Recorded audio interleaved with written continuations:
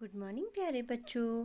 Online classes में एक बार फिर से आप सभी का स्वागत है। बच्चों, आशा करती हूँ आप सभी अपने घर पर सुरक्षित होंगे और स्वस्थ होंगे।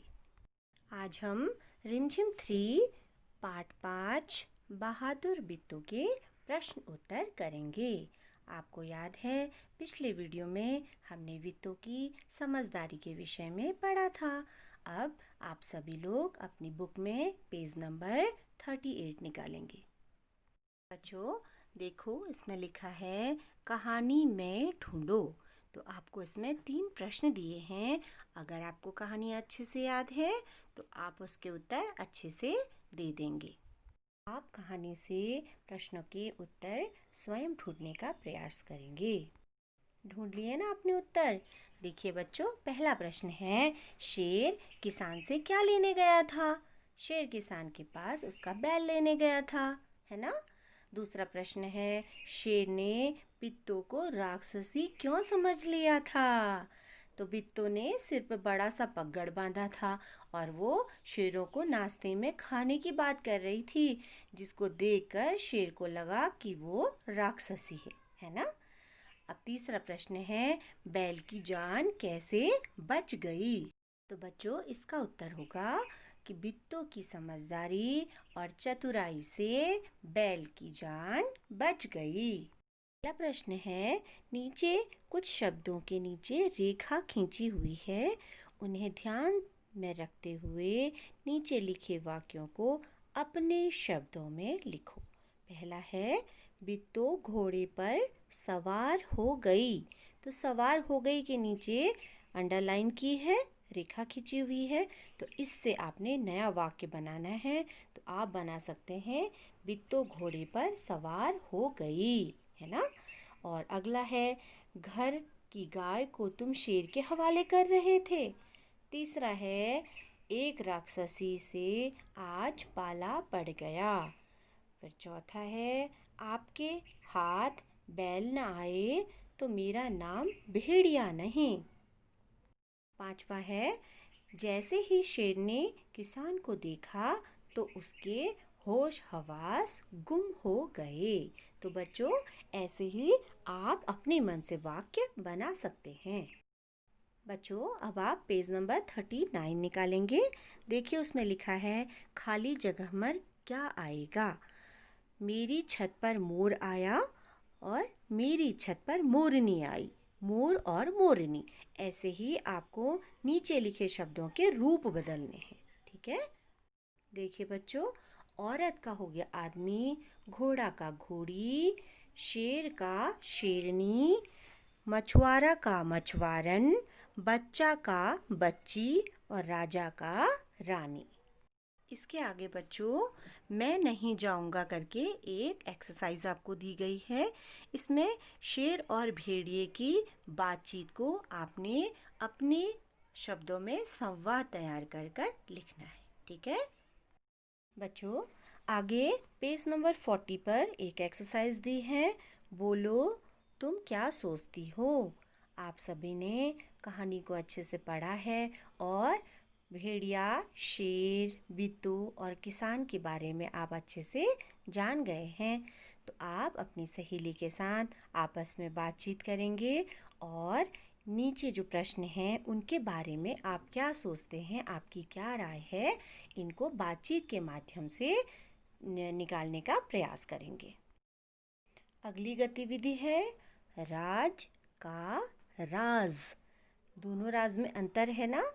पहला राज जिसमें ज की आवाज़ नहीं है, लेकिन दूसरे वाले ज के नीचे नुक्ता लगा है तो आवाज़ आई ज। तो कहानी में से ज पर लगे नुक्ते वाले शब्दों को ढूंढो। आपकी इस पाठ में सिर्फ, जोर, ताज़ा, तरफ, काफ़ी, सफ़ेद ये शब्द दिए हुए हैं।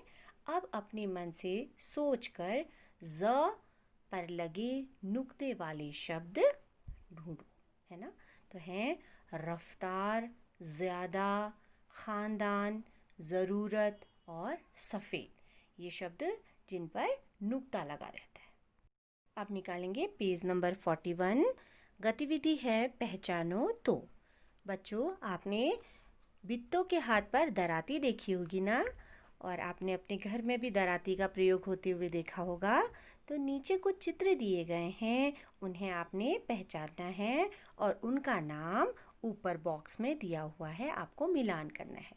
देखिए, अब हम देखेंगे। पहला चित्र है हथौड़ी का, दूसरा पेचकस, तीसरा खुरपी का, चौथा करनी का और पांचवा चित्र है आरी का। आप सभी को पता है कि ये सारे औजार क्या काम आते हैं?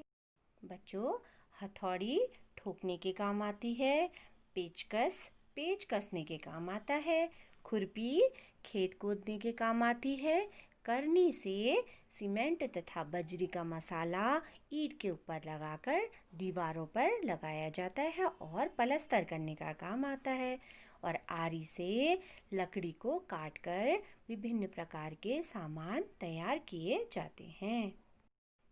वरना ये है आपकी अगली गतिविधि। शेर ने किसान से कहा, अपना बैल मुझे दे दो वरना मैं तुझे खा जाऊंगा। ऐसे ही वरना का प्रयोग करते हुए आपको भी वाक्य बनाने हैं, और ये गतिविधि भी आपने अपनी सहेलियों के साथ मिलजुल कर करनी है। हम किसी से कम नहीं।